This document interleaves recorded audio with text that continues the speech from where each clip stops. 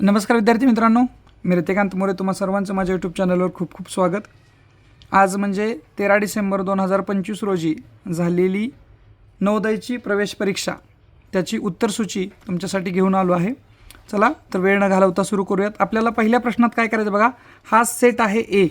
ठीक आहे, तर ए सेटमधली ही प्रश्नपत्रिका आहे आणि त्याच्यामध्ये पहिलाच प्रश्न आपल्याला होता की निराळी आकृती शोधायची होती आपल्याला. ठीक आहे, तर त्याच्यामध्ये पहिले आकृती जे आहे त्याचं उत्तर तुमचं यस असणार आहे, ज्याचा डी हा ऑप्शन आहे.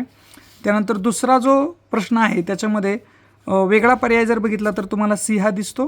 ठीक आहे, तिसऱ्यामध्ये जर बघायला गेलं तर या ठिकाणी सगळ्याच्या समोर तुम्हाला चौकोनाचा प्रकार दिसतो, पण इथं त्रिकोण आहे म्हणून सी हे तुमचं उत्तर बरोबर आहे. आणि शेवट या ठिकाणी विशाल कोण आहे म्हणून ते उत्तर बरोबर आहे. ठीक आहे, चला पुढच्या पेजवर जाऊयात. तिसऱ्या म्हणजे प्रश्न पुढचा जो आहे भाग 2चा, समान आकृती शोधायची, ज्याच्यामध्ये सी ही आकृती तंतोतंत जुळणारी आकृती आहे. पुढच्या म्हणजे 6व्या प्रश्नामध्ये सुद्धा सी हाच पर्याय योग्य आहे. नंतर तुम्ही प्रश्न 7मध्ये बी हा पर्याय योग्य पाहत आहात. नंतर ज्यावेळेस तुम्ही प्रश्न 8मध्ये याल तेव्हा तुम्हाला लक्षात येईल की ही आकृती तंतोतंत जुळणारी म्हणजे बी हा ऑप्शन त्याचा बरोबर ऑप्शन असणार आहे. ठीक आहे, त्यानंतर भाग 3मध्ये आपण येत आहोत. भाग 3मध्ये आपल्याला काय करायचे, लुप्त ठरलेली आकृती काय करायचे शोधायचे पहा. ठीक आहे, मग याच्यामध्ये पहिला जो आहे प्रश्न म्हणजे 9वा, त्याचा 8 म्हणजे डी हा पर्याय उत्तर असला पाहिजे. नंतर दुसऱ्या ह्याच्यामध्ये तुम्हाला बी हा पर्याय बरोबर दिसेल. तिसरा जो आहे म्हणजे 11वा त्यातला प्रश्न, त्याच्यामध्ये सी हा ऑप्शन बरोबर असणारा ऑप्शन आहे. 12व्या प्रश्नामध्ये या, 12व्या प्रश्नात पुन्हा तुम्हाला डी हे उत्तर असणार आहे. ठीक आहे,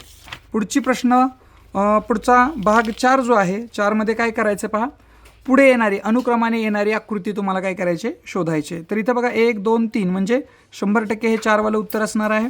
नंतर जर आकृत्यांच्या ह्या बाणांची दिशा जर बघितली, घटिवत प्रतिघटिवत असा विचार केला तर डी हे उत्तर अगदी बरोबर आहे. नंतर प्रत्येक वेळेस एक पायरी आणि नंतर त्रिकोण अशी वाढ होत चालते, ज्याच्यामध्ये बी हे उत्तर बरोबर बसून जाते. नंतर टिंबांची संख्या जर बघितली तर टिंबांची संख्या कशी वाढत गेली, ज्याच्यामध्ये 3 टिंब 2 छोटेसे चौकोन असणं गरजेचं आहे. डी हे उत्तर बरोबर असणार आहे. भाग 4 नंतर आपण भाग 5मध्ये येऊयात. भाग 5मध्ये बघा कशा पद्धतीनं दिलेलं आहे, तर जी आत आहे तीच बाहेर आकृती आहे. सेम तसंच असणारा ऑप्शन नंबर ए तुम्हाला दिसतोय.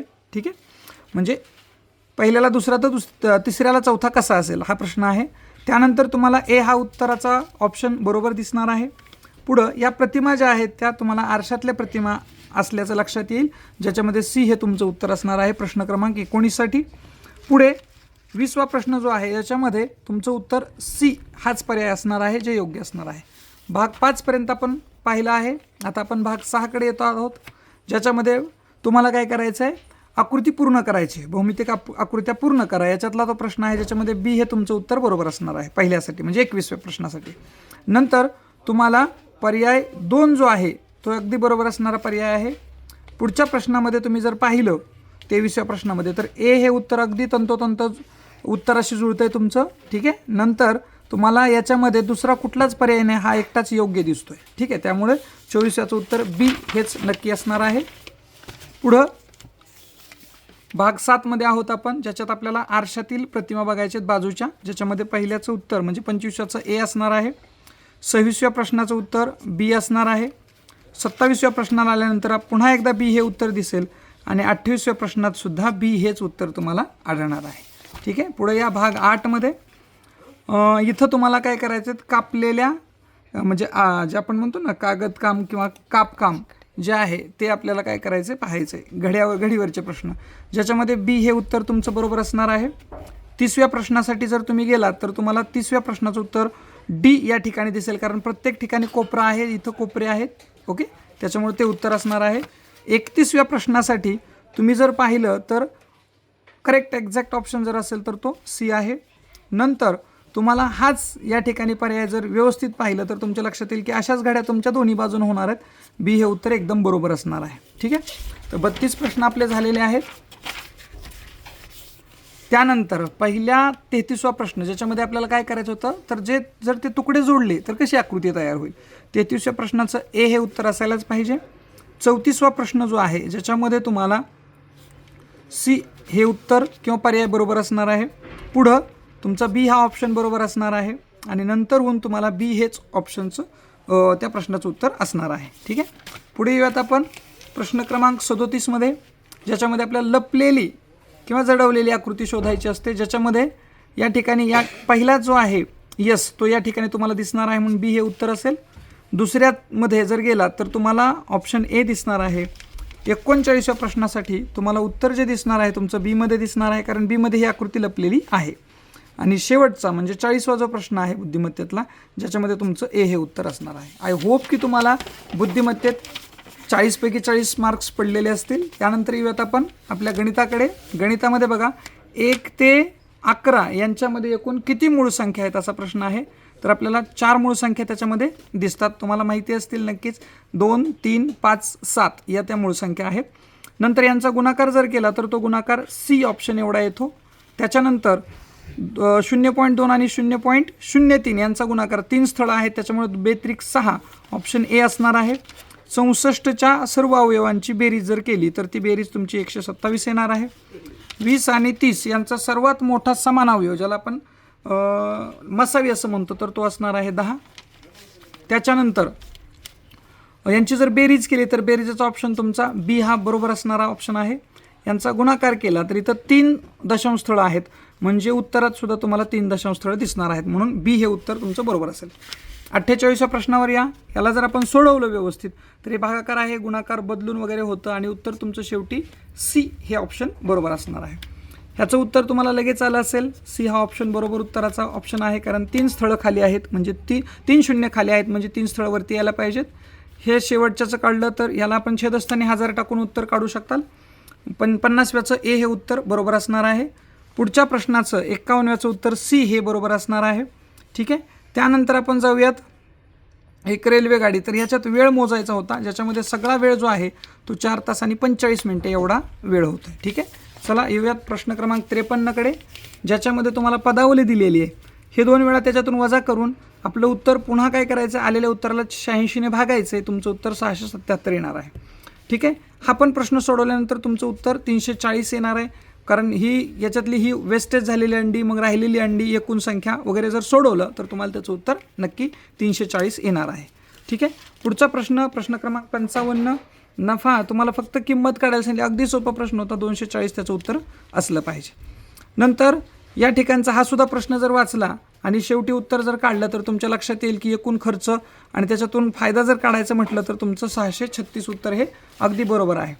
परिमिती 80 दिलेली आहे तुम्हाला, आणि तुम्हाला म्हटलं आहे की 4 बाजूंची बेरीज 63 आहे, म्हणजे राहिलेली 100% एक बाजू जी 17च असणार आहे. कंप्लीट अँगल जो असतो तो 360 अंशाचा असतो, आणि 360 अंश होण्यासाठी तुम्हाला 4 काटकोन घ्यावी लागतील, म्हणून पर्याय डी हे त्याचं उत्तर असणार आहे. एका आयताच्या सर्व अंतरकोणांची बेरीज किती? आयताच्या कुठलाही चौकोन असू द्या, त्याच्या अंतरकोणाची बेरीज ही 360 असते, म्हणून 360 ए हे उत्तर ऑप्शन बरोबर आहे. नंतर शेवटचा जो प्रश्न आहे तो विचार करता 25 हे उत्तर बरोबर असणार आहे. ठीक आहे. तर या पद्धतीनं आपण गणितसुद्धा पूर्ण केलेलं आहे. आय होप की तुम्ही गणितात सुद्धा चांगले गुण घेतले असतील. पुढे येऊयात परिच्छेद 1 मराठी खंड 3 भाषा परीक्षण. फुलं अनेक दृष्टीने टिंबटिंब आहेत तर उपयोगी आहेत, या ठिकाणी तुम्ही जर शोधलं तर आपल्याला उत्तरसुद्धा लगेच सापडणार आहे. फुलं टिंबटिंब आढळतात तर अनेक रंग आणि अनेक वेगवेगळ्या आकृत्यांमध्ये आढळतात. हा ऑप्शन बरोबर आहे, ऑप्शन सी. नंतर फुलांचा व्यावहारिक उपयोग म्हणजे काय? तर चहा, अत्तर, सौंदर्य प्रसाधने इत्यादी तयार करण्यासाठी ह्याचा उपयोग होतो. टिंबटिंब फुलांचा वापर औषधी तयार करण्यातही केला जातो. सगळ्याच फुलाचा केला जात नाही, काही अत्तरसाठी वापरले जातात, तर काही फुलांचा वापर औषधांसाठी होत असतो. उतार्यात परिणामचा अर्थ तुम्हाला प्रभाव असा दिसतो, कारण इथं तुम्हाला एक वाक्य दिसतंय कारण त्यांचा शरीर मनावर सकारात्मक प्रभाव होतो, म्हणून प्रभाव हा ऑप्शन बरोबर आहे. पुढे येऊयात प्रश्न क्रमांक 66 परिच्छेद 2 साठी. सोनम टिंबटिंब सोबत दुकानात गेली होती. तर त्या ठिकाणी तुम्हाला जर उतारा वाचला तर वडील असं लक्षात येईल, कारण वडिलांना घेऊन ती वडिलांबरोबर ती गेली होती हे तुम्हाला वाचल्यानंतर कळणार आहे. सोनमने दुकानात चकचकीत कसल्या रंगाची सायकल पाहिली? तर तुम्हाला तिथं ऑप्शनमध्ये दिसतंय लाल रंगाची, याच्यामध्ये तुम्हाला दिसून येईल. या ठिकाणी पाहू शकता तुम्ही. सोनमच्या आईबाबांनी या कारणास्तव तिला नवीन सायकल दिली होती, कारण तिला काय होता, तिचा वाढदिवस होता, म्हणून वाढदिवसाची भेट असं त्याचं उत्तर असणार आहे. सोनमने कशा प्रकारे आनंद व्यक्त केला? तर आईबाबांचे आभार मानून. त्याच्यामध्ये आपल्याला ऑप्शन जर बघितला तर आईबाबांना ती बिलगली आहे आणि बिलगून तिनं ते उत्तर काढले, काय केलेलं आहे, आनंद व्यक्त केलेला आहे. म्हणून ऑप्शन तुम्हाला ए हे उत्तर दिसणार आहे. चकित होणे म्हणजे काय? तर याचा अर्थ स्तिमित होणे, एखाद्या गोष्टीला खूप आश्चर्यचकित होत नाही. हे तर पर्याय बसत नाहीत पहा. ठीक आहे.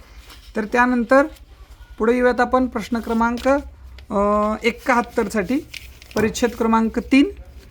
नृत्य करणाऱ्या नर्तकीला जाड काचेच्या मागे का ठेवण्यात आले आहे? कारण ती जागतिक कीर्तीची नर्तकी आहे. पेंडेंट म्हणजे हार. नंतर याच्यामध्ये बघा, पहिलं जे विधान आहे ते सत्य आहे पण दुसरं मात्र असत्य आहे, म्हणून पर्याय ए त्याचं उत्तर असेल 73चं. पुढं प्रश्न क्रमांक 74. निडर शब्दाचा समानार्थी नसलेला म्हणजे विरुद्धार्थी शोधायचा आहे, जो भित्रा असा आहे. नंतर उतार्यातील कलाकृती या शब्दाचा अर्थ माणसाने तयार केलेले कलात्मक नमुने असाच आपल्याला घ्यावा लागेल, कारण उतार्यानुसार तो अर्थ होतोय. परिच्छेद क्रमांक 4साठी आपण येतोय. परिच्छेद 4मध्ये बघा काय केलंय. प्राणी संग्रहालयात भीमकाय पांडाचे संगोपन करणे अवघड का ठरते?